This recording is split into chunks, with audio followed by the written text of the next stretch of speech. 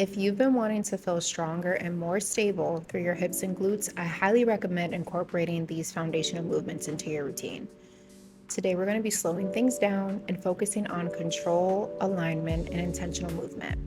Remember, we're not chasing bigger movements, we're chasing better ones. Let's start by setting up our body before we even get moving. I want you to imagine someone is gently pulling your spine longer through the crown of your head, all the way through your tailbone. I want you to focus on not sinking through that bottom hip. Instead, think about creating a little space between your waist and the floor. Feel that? Draw your belly button gently in toward your spine and create a strong, stable center before we get moving. Place the hand lightly on the hip or just relax it on your leg. I also like to keep my eyes focused on something, that way I'm not rocking back and forth during the movement. Keeping your feet connected, slowly open the top knee, hold for a second, and bring it back down with control. Nothing else in the body should be moving here. Imagine I set a cup of coffee on your top hip. It shouldn't spill while you're moving. If you're rocking backward or rolling through your hips, you've gone a little too far. Remember, smaller and more controlled is better here. 7 more. Focus on that control and keep those hips lifted.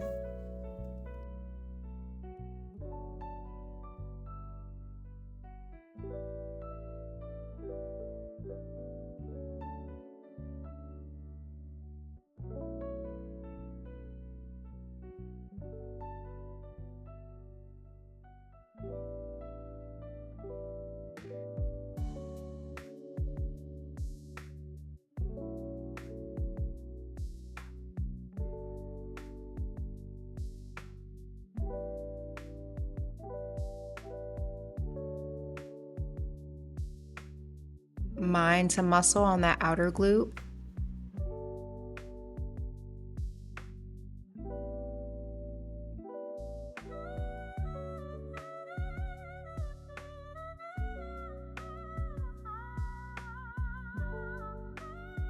Beautiful.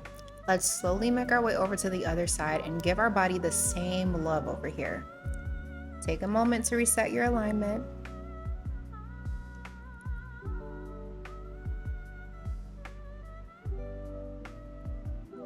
And lifting gently through the waist and the crown of the head, belly button in toward your spine, finding that nice long line from the crown of your head all the way down through your tailbone. Ask yourself, are you sinking into that bottom hip? Can you create just a little more space through your waist? Remember, we're never in a rush to get to the movement. The setup matters just as much.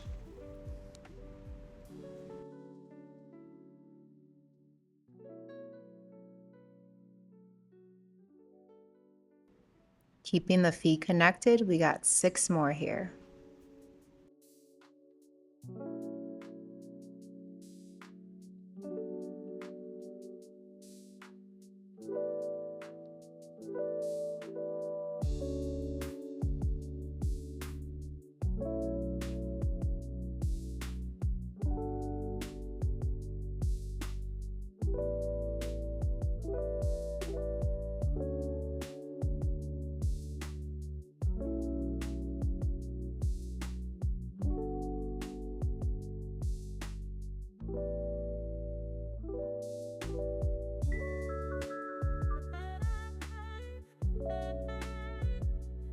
Awesome work.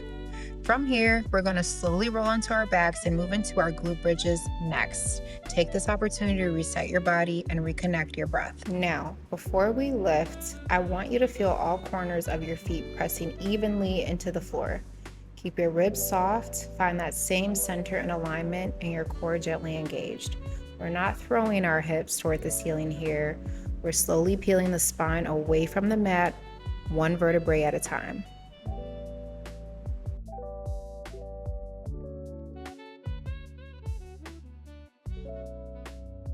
At the top, think about squeezing a dollar bill between your glutes.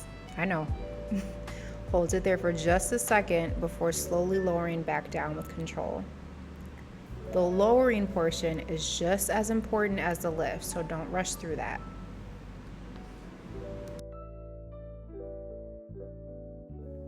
Just 4 more here.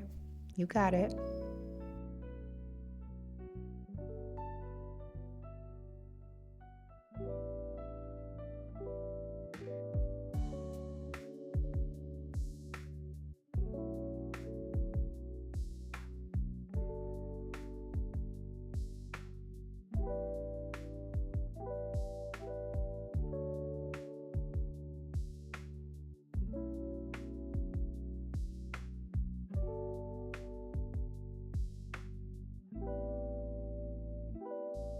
We're gonna roll up and over to our side to move into our leg lifts next. Similar to our clams, with that same setup, keeping that gentle lift through your waist, stay long through the spine, and keep your core softly engaged. Think length before height. I want you reaching your leg away from your body, so as long through your toes as you can before you ever think about lifting it. Slow and controlled will always take us further than fast and flashy.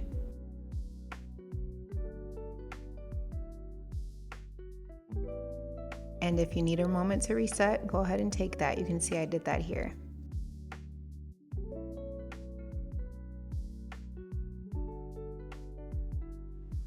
We're not worried about how high the leg goes here. I'd much rather see 5 beautiful controlled reps than 20 rushed ones. So slow intentional movement will always win. Slow control through the hip and toes, keeping that length, and back down to your starting position. My kitty was coming over to crash the party here, so I just skipped ahead a bit, but we're still continuing that motion.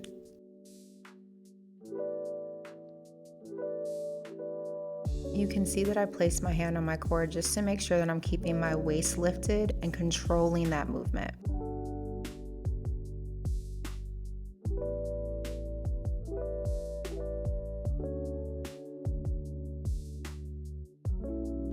Be sure to complete all 10 reps before working your way over to the other side.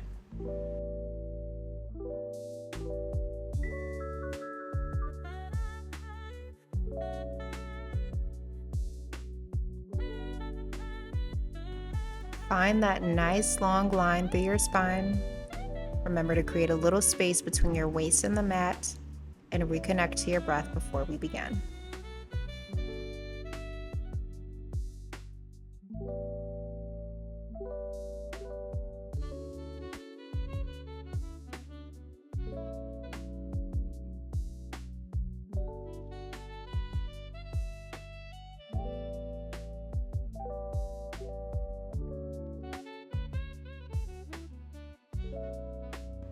Just 6 more, that's it.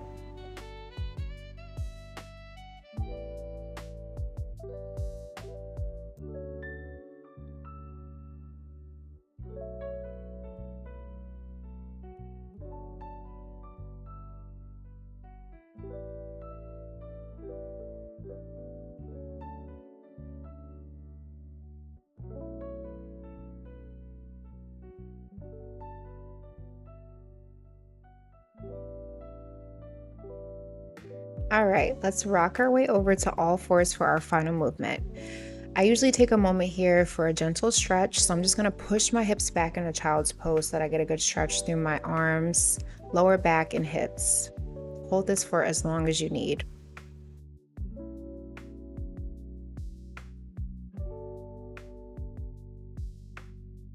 Take a moment to stack your shoulders over your wrist and your hips over your knees before we begin. I also like to tuck my toes under. Remember, we don't have to rush our setup. A good movement almost always starts with a good foundation. Before you lift, think about reaching in opposite directions, as if someone is gently pulling your right fingertips forward and your left toes away from one another. Length first, and then lift. I want you to also imagine you're balancing one of your favorite candles on your lower back. Like you want that flame to stay nice and still the entire time. We're not trying to move bigger here. Remember that. We're trying to stay stable while we move. So control that wobble. Slowly bring your hand and knee back to the mat and take a moment to reset in the middle. before stabilizing and switching sides. Remember, there is no rush here. The reset is just as important as the movement itself.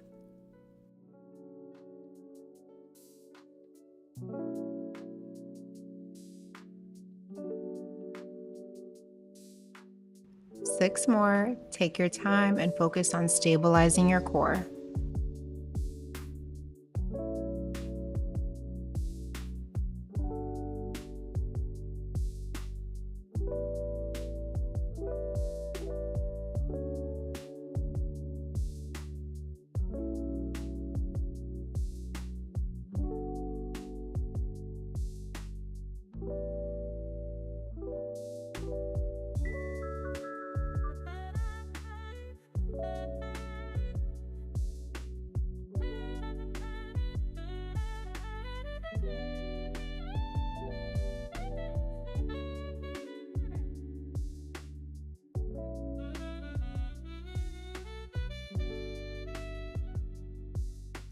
Last one.